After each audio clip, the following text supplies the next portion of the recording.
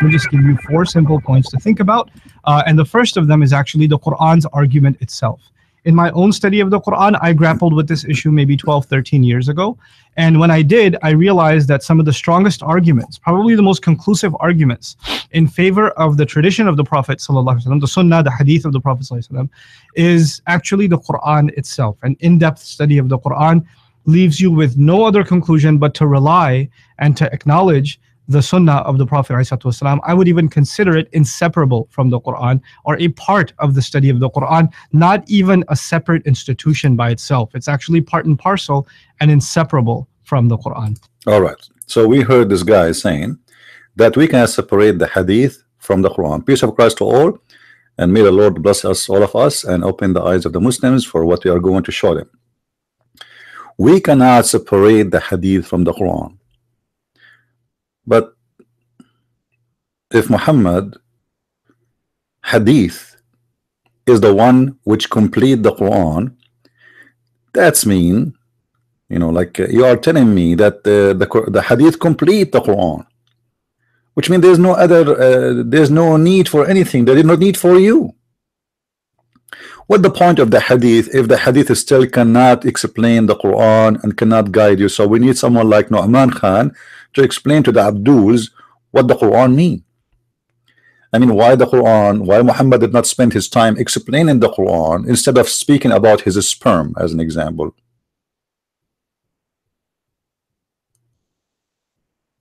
And if the Hadith complete the Quran, why the Hadith, you Muslims keep saying this Hadith is not authentic, this Hadith is authentic, and the one is authentic, he is not authentic for someone else, and the one who accepted, he rejected by someone else, and you Muslims do not even have one agreement about what is called Hadith. The Shia reject the Sunni reject the Shia, and everybody have his own books, and even the Sunni themselves, they are fighting over the Hadith, and the Hadith can be true, can be false, can be etc. And what it says Sahih, it's that somebody else will say to me it's weak, and what it says weak, somebody else will say to me even the weak is accepted. Then what is weak is rejected by some Muslim. They say no, we should not accept the weak. So you Muslims, you have no guideline for the Hadith anyway. So now what we learn from this Hadith? Nothing except stupidity and garbage. If we open the books of Hadith, what we will find? Today I will give you an example. This is Jami' al-Tirmidhi, and this is a Hadith which is Sahih. So don't tell me this is weak. Go and see a doctor if you feel weak. All right, Abdul? So this is a Sahih, and by the way, it's not Sahih because it says here Sahih. This is fiction, because the book itself is Sahih. All of Jami' al-Tirmidhi, according to your scholars, there's 6 authentic books which there's no question about them, and Jami' al-Tirmidhi is one of them. So I'm not saying it is Sahih because it says here. No, according to Islam, this is a Sahih book, but I'm showing you this one just to get you busted. Now, as long we cannot separate the Hadith from the Quran, we cannot separate the Quran from the Hadith, and they are like a twin, but they are not separated. The story in front of us here is about a guest who came to the house of the Prophet, and he did masturbate.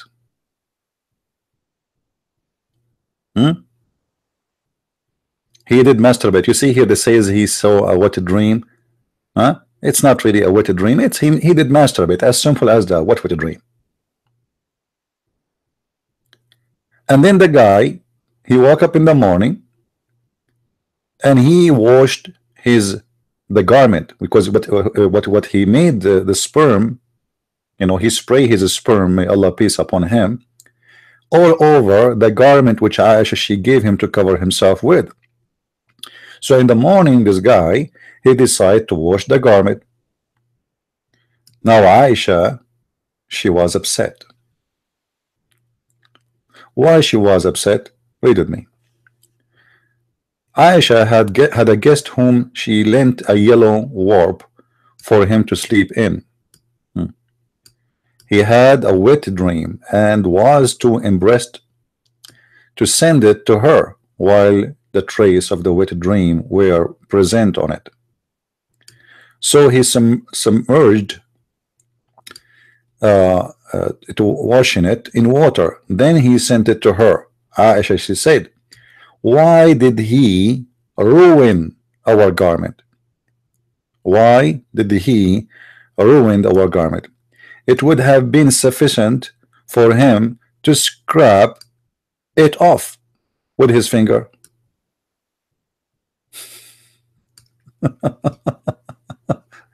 Sometimes I would scrap it off the garment of Allah Messenger with my fingers. Oh boy.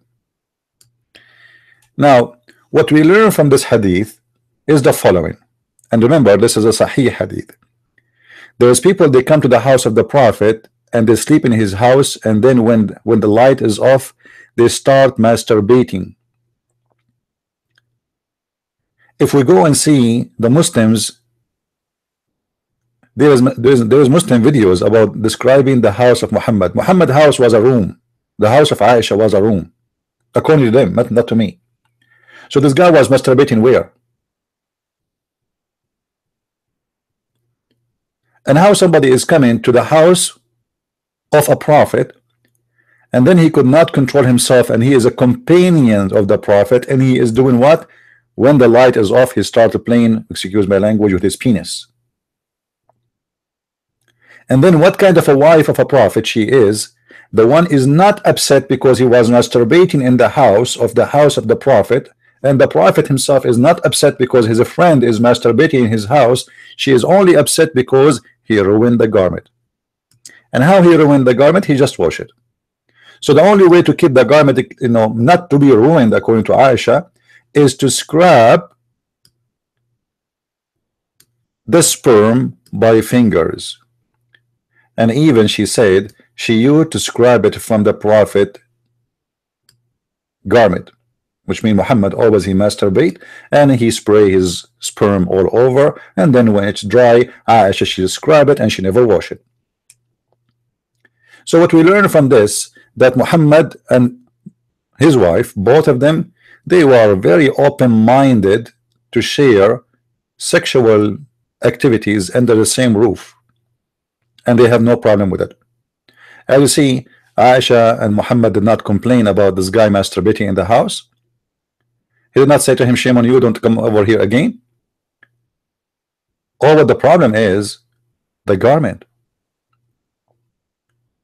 So what kind of a prophet you have, and what we learn from this hadith, and this guy, he just said to us, we cannot separate between the hadith and the Quran. So here we go, this is the hadith. What this have to do with God? We cannot separate the hadith from the Quran. All right, no problem. So what the hadith is about? Is the hadith about your prophet? Yes, it is about your prophet penis, about his sperm, about cleaning the sperm by the finger. It's about stupidity, because your prophet have no qualification to be a prophet, except he is just a savage man, and his wife, she is a dirty woman. She is preferring to keep the garment dirty instead of washing it by water, because she think if we wash it by water, it's ruined.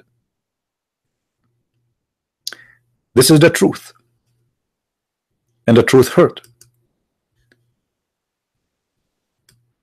So when the Muslims, they say to us, we cannot separate the hadith from the Quran, I agree, we cannot. But this is giving us the clear answer that Muhammad is a scam. If he is a prophet of God, who need the hadith? Isn't it God's word is enough? No, because God, he said nothing. All of it is hadith. The hadith, the Quran is a hadith anyway. Even the Quran, if we go right now to the Quran, you will see the Quran says that the Quran is the best of the hadith. The Quran never denied the fact that hadith is a Quran and Quran is a hadith. If we go right now, we will find the following. Let us go and check the Quran. And the whole point, by the way, is trying to run away, like the new generations of Muslims, trying to run away from the hadith, because the hadith have a lot of exposure to the stupidity of Muhammad and his filth. However, we can beat you by the Quran. The Quran is the most stupid book. Isn't it the Quran say that the sperm coming from the backbone and the ribs of the women?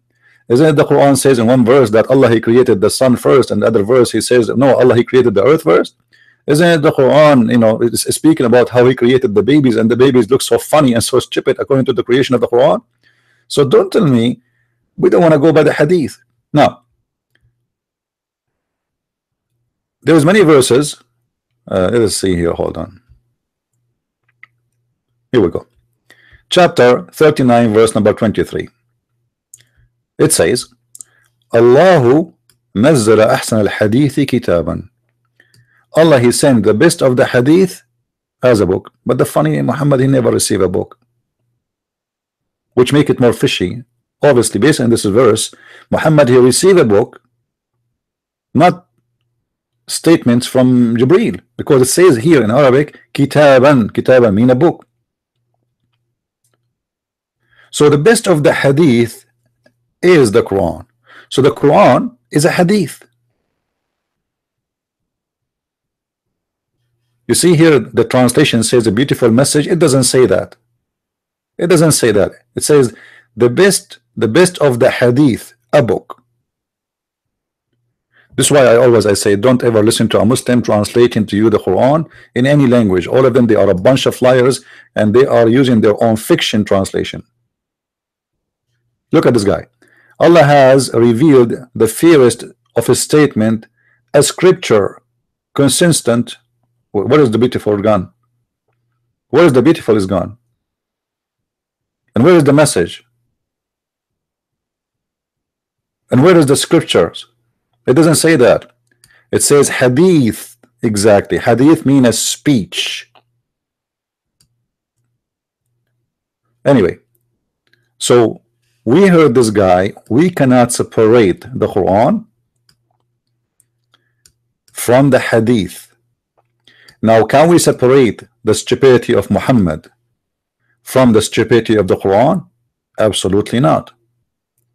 And we can show you tons of examples of Muhammad saying stupid things in the hadith. As an example, when Muhammad he ordered his wives to hide because a blind man is coming.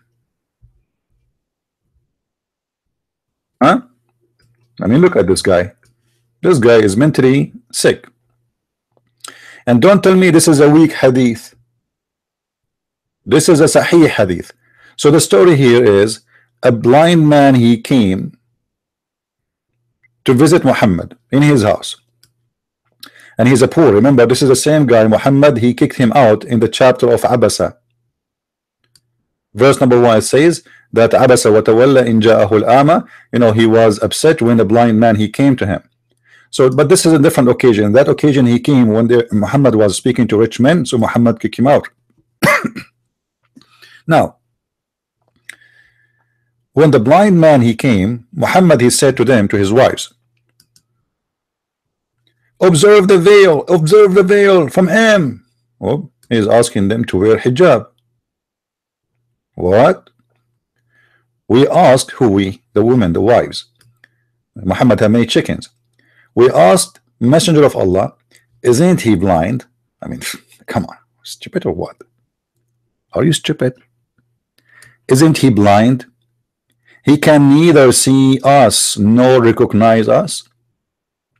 So the guy is blind, he cannot see us and he cannot recognize us. Actually, in different hadith it says even he do not even know us.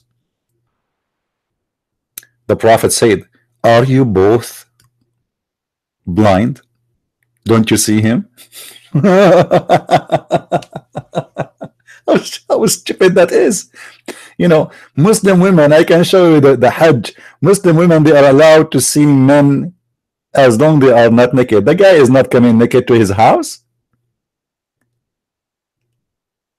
The point of hijab, that the man he will not see, that's all. The women, they can see people in the street, in public, as long they are dressed nicely. There's no problem with it, supposedly. And Muslim women, they go around the Kaaba and they are mixed with men, and the men are wearing only a sheet. If you go right now and search for the Hajj, let me do that. You will see that Muslims in the Hajj,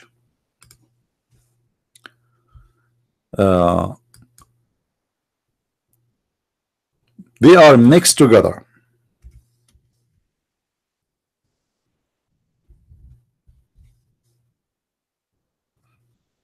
All right? Muslims, women and men, they are mixed together. I will try to show you. And the men are wearing nothing, you know, wearing just a sheet. This is the same as the pagan before Islam used to do. You know, there's no different really. Nothing changed. So Muhammad, he adopted the same ideas and the same practice, and this is exactly what happened. All right. So this is the Hajj. You will see here with us. Those are women in the Hajj, men and women, and they are mixed together, and nobody have a problem.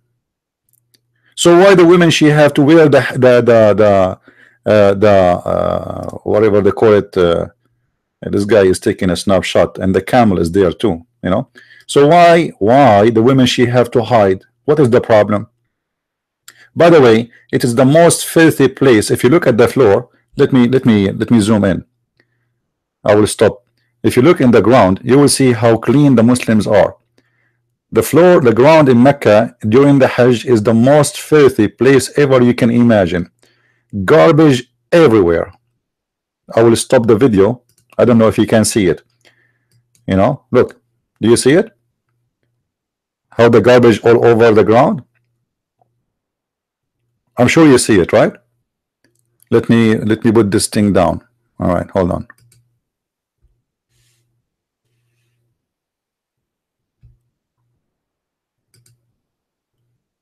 Do you see the ground? The ground is the most filthy place ever. So men and women are mixed together. So why Muhammad is saying to the women, hide? You see, men and women are mixed together. Huh? Hide from who? Why they have to hide? Those women, they are wearing the hijab because there is men who they can see. And women and men, they are mixed together around the Kaaba, which means the men, they are touching their private part with the back of the women. And you know, you go and see how many molestation happen in the Kaaba. Actually, all the youth of Mecca, they go to the Kaaba every day for the purpose of molestation, because in this crowd nobody can notice where your hand is going. So when Muhammad, he said, look at this guy, look what he's wearing, look what they are wearing. Let me show you. Look what they are wearing. There we go. The men are wearing sheet, and there is no underwear. It's just a sheet, like you are going to take a shower, you know. And many of them, they expose their skin and they expose their shoulders, as you see here. Look, you see, they are naked.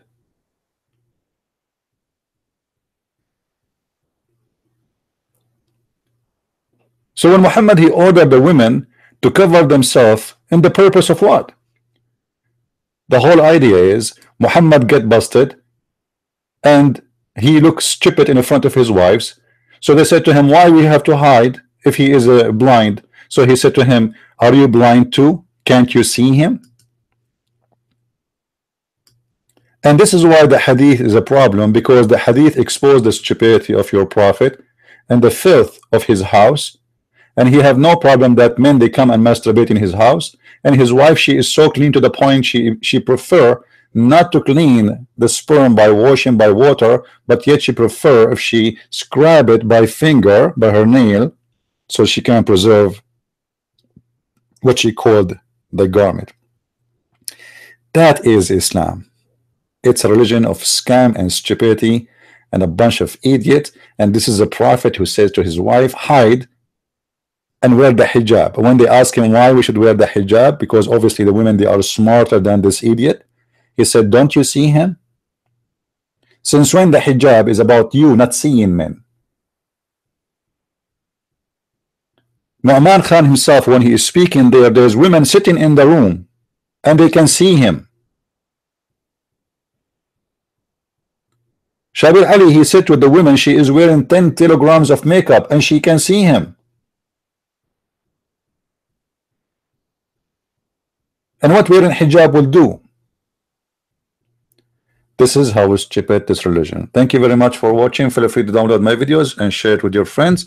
And if you like to learn more about Islam, feel free to get my books. You can find them in Amazon.com. And thank you very much for being with us. God bless.